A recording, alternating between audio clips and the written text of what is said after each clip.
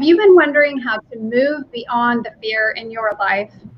I'm Pamela Aubrey, and on this episode of the PA System, I'm talking with Jennifer Jerald about how to turn your fear into focus and become your most powerful self. So Jennifer, welcome to the show. Thank you. Thank you for having me. I'm so excited.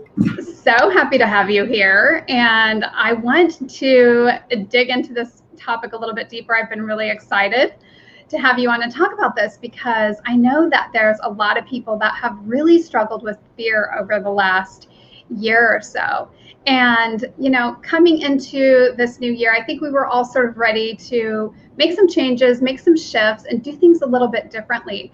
And so I love this concept of turning our fear into focus. Can you explain a little bit more about what that means? Well, the turning the fear into focus, I'm all about acronyms. The title of my book has an acronym in it. Then this was something that I developed as I realized these were the things that I was doing to turn fear into focus. And so the focus is a 5-step acronym to help you harness fear and transform it into focus to creating ultimate success, getting over the hurdles that feel like mountains that are really just speed bumps. I love that, because sometimes things can seem like they're insurmountable when they really aren't. Right. So how do we then kind of put things into perspective? Well, the first thing is to check the facts, and that's the F on the focus. So like if we're feeling afraid, we have to figure out, first of all, is it a real, authentic fear? Is there danger? Is there imminent danger? Is there something bad really going to happen?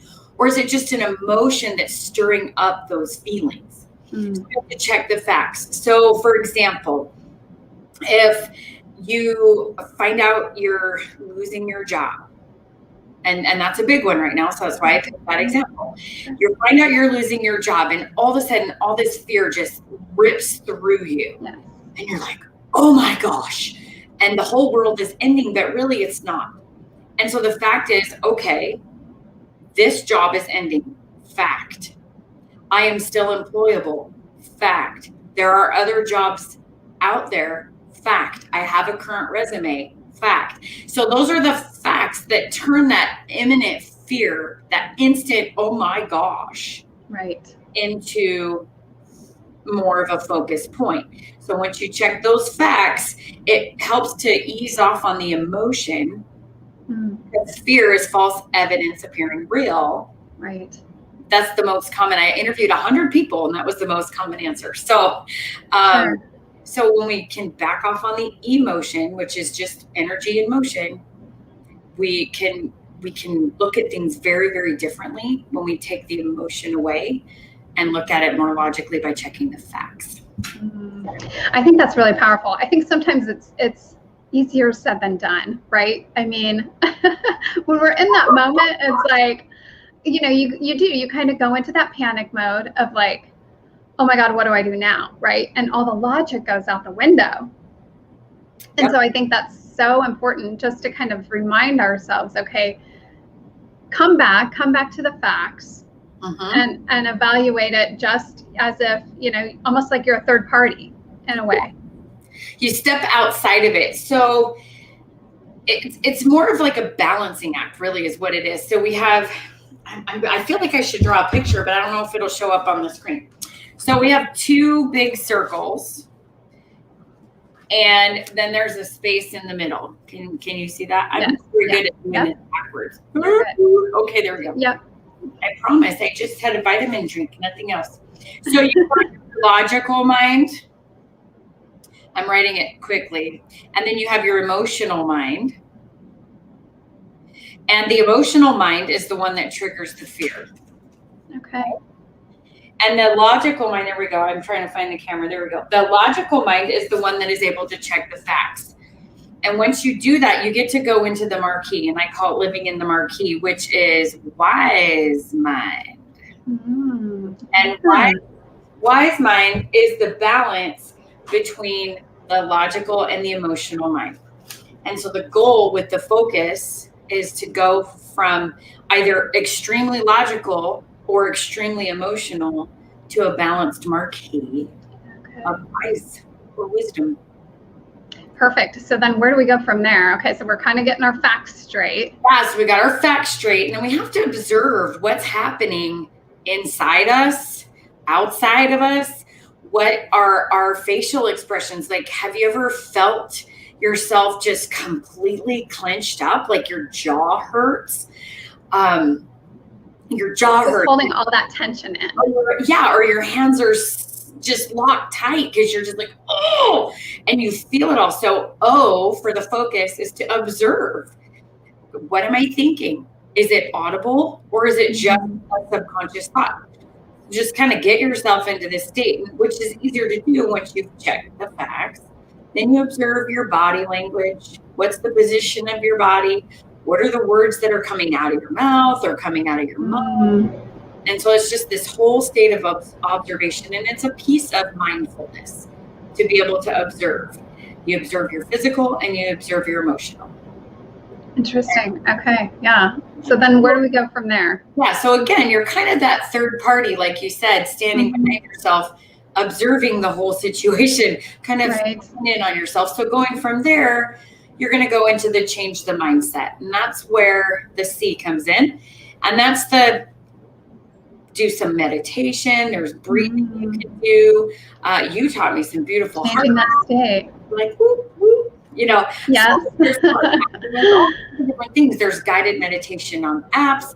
There's guided meditation on YouTube. If you don't want guided meditation, meditating is just to stop talking and listen. And that's the second half of that mindfulness loop. You know, first you're observing and then you're going to change your mindset. Once you're in a more relaxed state of mind because you've checked the facts, observed what's happening, and reset it with a more peaceful environment, then you're ready to go to the next step, which is upgrade your word choices. So I know for women especially, I know I hear it out of men too, but since I specifically work with women, I heard a lot of them for more.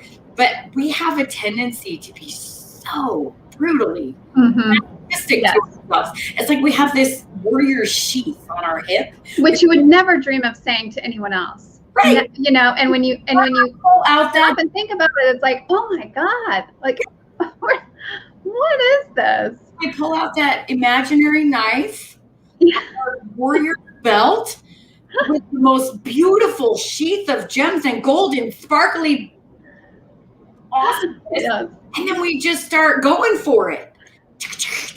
I'm not good enough. I'm not pretty enough. I'm not skinny enough. I'm not tall enough. I'm not enough.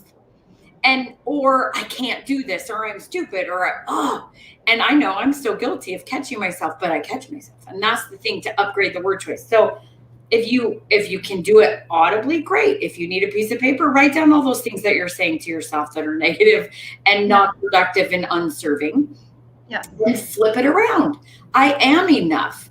I am beautiful. Of course I'm tall enough. My legs go from my butt to the floor. They are long enough to get there, right? So to turn it around, upgrade the word choices from destructive and non-productive to constructive and productive. And the more you speak up your language, the more you believe it.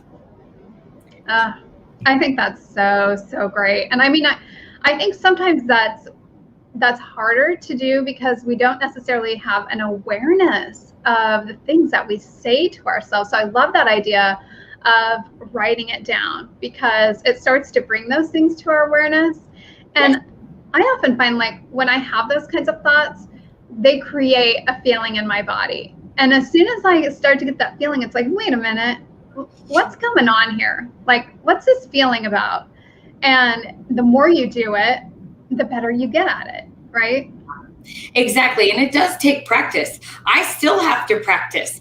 There are days that I wake up and, like, I go to bed and I feel incredible. And then I wake up and I'm like, and there's days that I wake up at 3:00 in the morning and I'm an absolute, like, what just happened? Yeah, it's like you lost your best friend while you were asleep and you're like, what is going on right now? And so you have to reset on a regular basis. And it's like, okay, what am I here? So you instantly go F.O.C.U. and then to the S, which is probably the hardest one of all. Ah, and Which is the word by itself has a negative connotation, but the best thing, Jennifer,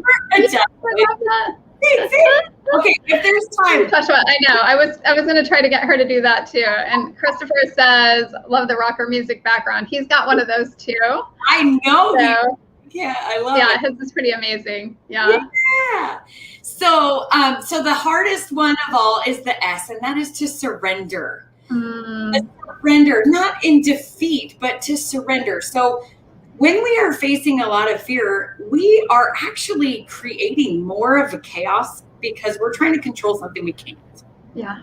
And so if we're observing and changing the mindset and upgrading the word choices, then it's easier to see what is it that I can control and what is it that I can't control. And if we're ready to surrender what we can't control, then we have so much more control over what we can, and we feel that fear back off, and the ebb and flow of success comes in. It's not perfect, and there's going to be times in the middle of one of those steps you got to go all the way back to the beginning, but you just keep at it, because the focus that gets you over the speed bump that feels like a mountain, right, ultimately helps you harness that fear to create ultimate success. That's where it's most powerful and what means the most to me personally. And that's what has gotten me through my life, because I wasn't always brave. And and I was just going to say, so, and you've put this to use in your own life because you've had some challenges along the way, correct? I have, as a woman who has lived through abuse, neglect, sexual assault, mental illness, divorce, bankruptcy, a near-death car accident, 21 major surgeries, and a lot of other things. I survived a suicide attempt. I am living proof that you can actually focus and live forward. And it didn't come easily, and it doesn't come easy every day. And so when I share my story, I don't want people to think, oh, well, isn't she just so special because she's got it all figured out? Oh, no, I don't. I just told a gal today who called me. She says, well, you just seem so perfect. I said, girl, I'm an angel in black leather. Not perfect. Amen, sister. I love it. I love it. Yeah. I mean, and I think that is, in many senses, a lot of us look at other people and we think that, oh, they've got it all figured out. They've got this whole thing down. But in a lot of ways, we're all just on this journey together. We're all just trying to figure out, okay, how do I get better at doing these things? How do I get better at acknowledging my fear, noticing it, learning to listen? I think sometimes, going back to that very first F, where you're just kind of getting in touch with it. Even just being able to listen and see, what is this fear actually saying, and go, is it even telling me anything that's even remotely realistic? Because I oftentimes will find that the things that my fear chatter is telling me are so ridiculous, and when you really go, well, what is that? You suddenly realize, oh my gosh, that is just nuts. I love that. My fear chatter, and the fear chatter is insane. It's intense. The fear chatter is what keeps us from taking that first step or taking the next step. The fear chatter is what kept me trapped inside of myself for so many years. Yes. Kept me sitting on the sidelines of my life. Just as my friend Jason Freeman says, Jason W. Freeman, author of Awkwardly Awesome. I'll give him a shameless plug. I love him to pieces. He's been a wonderful influencer on my journey. Okay? And he said he spent so much of his life on the sidelines that he almost missed it. Yeah, it's easy to do. Bleacher seating is so overrated. Well, and we're not taught these things, right? I mean, we're not taught to listen to our fear. I mean, I can't remember how old I was the first time I even heard someone talk about this idea of like listening to ourselves, listening to what we're really thinking. But I'm pretty sure it was well after the age of 30. Well after. It's like, wait a minute. Yeah. Why was there no voices really out there that I heard, prior to that? And so that's why, to me, it's so important to get some of these messages out to people, because I think now more than ever, it seems like, with all the things that are going on, it's so important for people to understand how to use these tools. Absolutely. And it's important to break the mold. You know, the people that raised us did the best they could with what they had. Yeah. And just like human beings, knowledge and the wisdom that comes with that knowledge is constantly evolving. We're constantly learning new things. We're learning how the brain works. We're learning how the heart works, how the gut works, and how all three of them are all connected. And we got to take care of all of them. And so I think about, you know, growing up, I mean, how many times did you hear somebody say, oh, honey, don't, you know, if you think you have it bad, look at little Lulu down the street. Theirs is so much worse, because then all of a sudden we're taught, oh, my feelings don't matter because my feelings aren't related to something as serious as the person down the street. But that's not accurate. Right. Yeah, absolutely. And we're faulted for being happy in the face of devastation. But it's an inside job, and nobody's going to do it for us. So learning the tools and being willing to put them to work, that's entirely up to us. And so it's so exciting to be around so many wonderful people like yourself and Christopher and Joshua and all these people that I've been getting to know that are like, let's raise the elevation. Let's raise the vibration. We don't have to stay in this dark space. Pain and tragedy are inevitable. Stuck there and unpacking and building a house there, that's a choice. So let's build and move out. Amen. Yeah. You know, and I was thinking earlier, you know, we're kind of watching all of these things sort of unfold with politics recently. And it's kind of been going on for, you know, a little while now, but I've noticed that, you know, it seems like the fear has kind of heightened over the last few months around some of these things. And I just, you know, I wonder, as a collective, what are some of the things that you feel like we can do to help each other feel less fear and to, you know, support each other as we're going through these challenging times? I think collectively, especially in the network of influence that we're running in, is to understand what fear is and what fear isn't. So when somebody comes at us and they're just riddled with this fear, then if they don't have the ability in that moment to check the facts, to be able to say, hey, let's talk about it. Okay, what's going on? Let's check some of the facts on this. And then you can walk them through those steps and help them to get refocused, focused, centered, and grounded. You're not necessarily going to solve it for them, but having somebody who understands the tools can definitely be a mediator in the midst of crisis to be able to help lift somebody up out of that muck, out of that mire. Be the hand that's reaching out. And the only reason we're looking down is because we want to make sure we don't miss their hand as we lift them up. Yeah, I love that. And, you know, it's interesting. I've noticed myself, you know, going through being in different groups, going through different comments and just kind of seeing people's stories, especially around mental health, you know, people who have really kind of struggled with those issues in the last year or so.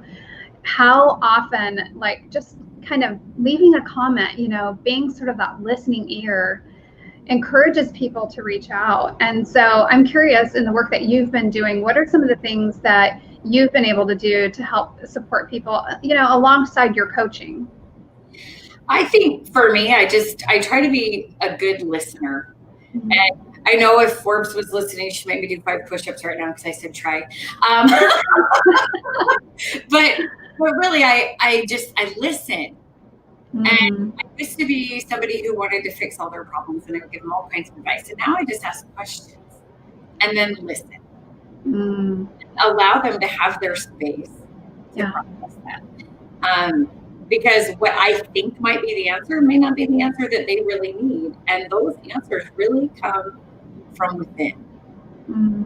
From that little whisper within each one of us that comes from that still small voice from a higher power who is greater than us all. That still small voice is going to whisper what we need. So to be that listening ear, somebody who's going to hear them, is amazing. Last night I heard something incredible from Paul Blanchard. He said it's so important. And he was talking about speaking for our children, but he says it's so important that we don't listen just to understand, but that we listen so that they can hear themselves and leave feeling understood. That is so beautiful. And I love that you bring up this topic of our kids, because, I think that a lot of kids are feeling a lot of fear right now. And that's what studies are showing. And so I think, just even taking that little bit of time with our own families, sometimes we're so busy, we don't even have time. We feel like we don't even have time to listen to our own families, let alone anyone else. But to at least start there and to be able to have those important conversations and to talk about some of the things that we're talking about right now, because there really are a lot of tools, there really are a lot of resources for people. And this is something that I just feel really passionate about communicating to people, is that you're not alone. You don't have to do this alone. You don't have to struggle in silence. There's lots of people out there that can help, and there's lots of resources. So you should always feel like, I need to reach out to someone. I can do this. I know where to go. And to know that, you or I or any of the people that we're connected to are always here. We're always available to try to support others who need help, that are going through really challenging times. So I just, I always want to put that out there, because I feel like it's really important for people to hear right now. But, to that point, in talking with our kids and making resources available to them as well, I would just love to know, what some of your suggestions are for parents who have kids that may be struggling with fear right now. One of the biggest recommendations that I can offer to parents is, if they're really stuck, just, reach out to me. But the fear trickles downhill. And so if our parents are riddled with fear, yes, because they're saturated by the news or their workplace or whatever is bringing them down, that is going to come home with them or stay at home with them, regardless of where they're working, because a lot of people are working from home now. If our parents are stuck in a state of fear, it trickles downhill. The kids are afraid and they don't even know why. They're just picking up on the vibe from mom and dad. So for parents to understand what fear is and isn't, or how to reel it in and turn their own fear into focus, those tools are transferable. They're not transferable necessarily by sitting down with your kids and say, okay, now we're going to first check the facts, and then we're going to change over. We're going to lip breathing, and then we're going to upgrade our word choices, and we're going to start. Okay, we got this. Okay, no, it's not happen that way. Our parents need to understand the tools so they can live them, and as they live them, that knowledge and wisdom will also trickle downhill, and those kids will pick up on, hey, mom's not spinning out in a big bright circle right now of, oh shit, she's on fire, somebody move, the house is going down. Oh, sorry, I said it hot. Whoops. We're keeping it real. It's all good. I forgot the no excuse. I love it. Yeah. So it's all good. If the parents can learn these skills, and this is moms and dads alike, and I think if our dads can learn to reel in their emotions too, they'd be much better fathers. I'm tired of the stigma of men can't show emotion. Hogwash. Yeah. Bish, posh, and bullwinkle. If our men can't show their emotions, then they're not really men. Sorry. No, you don't need to run around town crying and throwing a temper tantrum. Department for too long.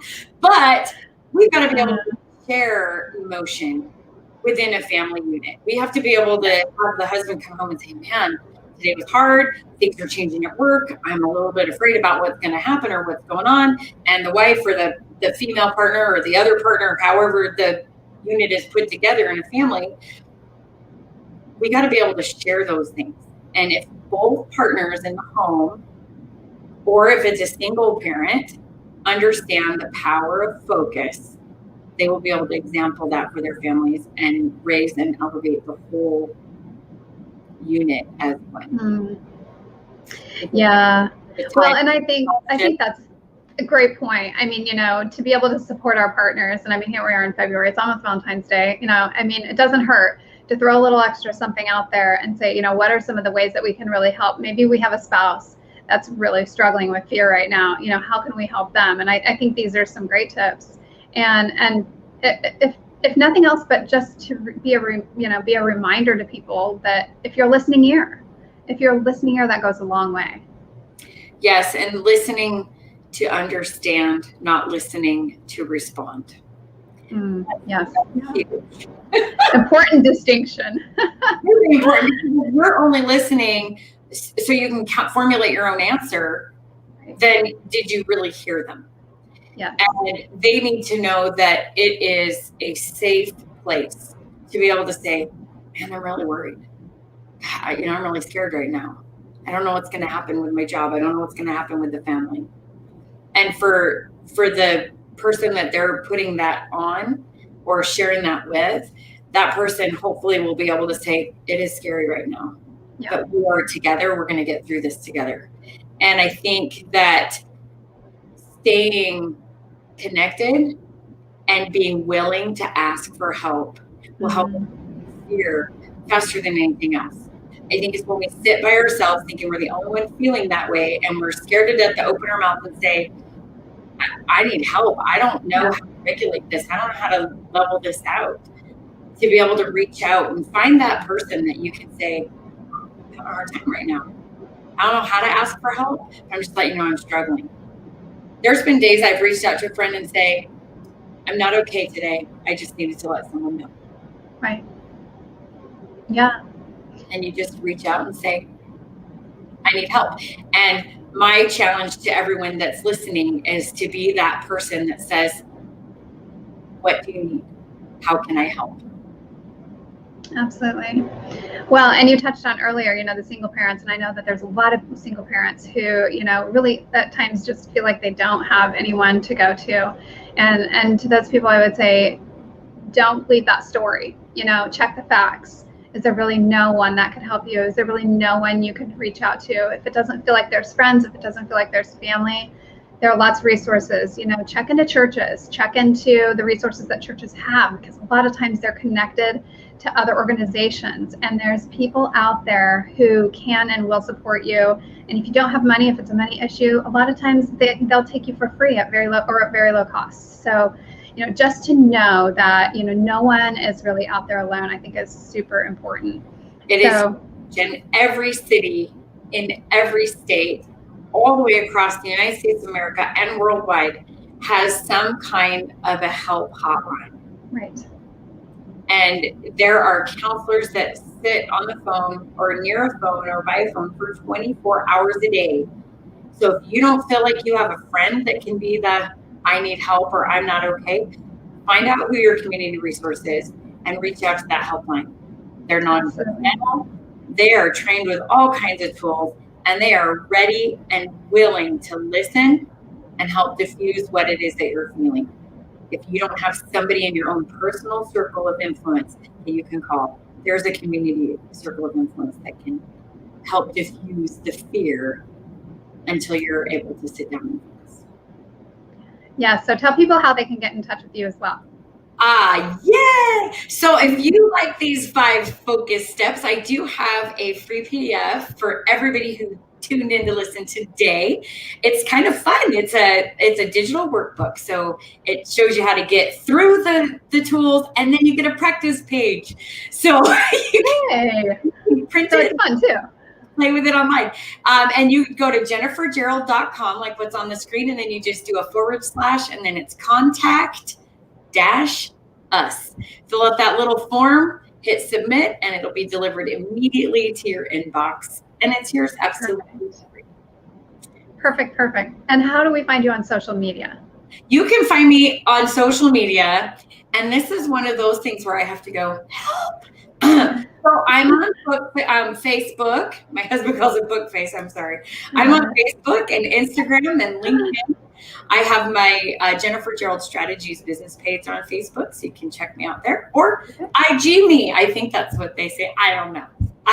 And what's your handle on Instagram? Are you at M. Jerald? I'm so unique. There we go. Okay. That's easy. We can remember that. It's good. And you'll see my face, and I'm in red because that's my color. So, but that's how you get a hold of me. I love it. Well, this has been so much fun. Thank you for being here and for sharing not just your wisdom, but your light with us tonight. And as always, such a pleasure to have our audience with us. Thank you all for being here and for all of your warm and wonderful comments. And I just want to acknowledge a few of these people: Scott Rickard, Christopher Roush, and I know we had a couple others. Joshua, thank you for being on with us, and such a lovely time with all of you. So lots of love and light going out to you, and have a wonderful rest of your evening. Thank you for having me, and thank you for all joining us. Thank you. Good night, everyone.